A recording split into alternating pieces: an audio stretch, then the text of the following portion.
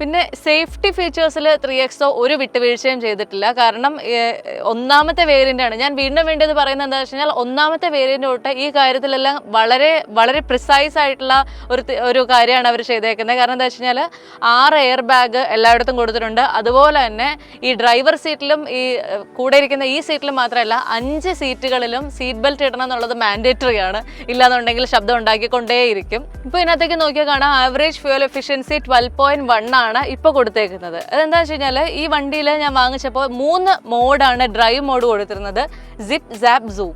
അപ്പോൾ ഡിഫോൾട്ടായിട്ട് സാപ്പ് എന്ന് പറയുന്ന മോഡാണ് വണ്ടി ഓൺ ചെയ്യുമ്പോൾ ആകുക. പക്ഷെ ഞാൻ പ്രത്യേകിച്ച് സിപ്പിലേക്ക് മാറ്റിയിടും. കാരണം സിപ്പ് എന്ന് പറയുന്നത് വളരെ എനർജി എഫിഷ്യൻ്റ് ആയിട്ടുള്ള മോഡാണ്. സാപ്പ് എന്ന് പറയുന്നത് ഒരു സിറ്റി ഡ്രൈവിനുള്ള മോഡാണ്. സൂം എന്ന് പറയുന്നത് ഒബ്വിയസ്ലി സ്പോർട്സ് മോഡാണ്. ഈ സ്പോർട്സ് മോഡിലേക്കൊക്കെ ഇട്ടാൽ വണ്ടി പറക്കുമെന്നൊക്കെയാണ് പറയപ്പെടുന്നത്.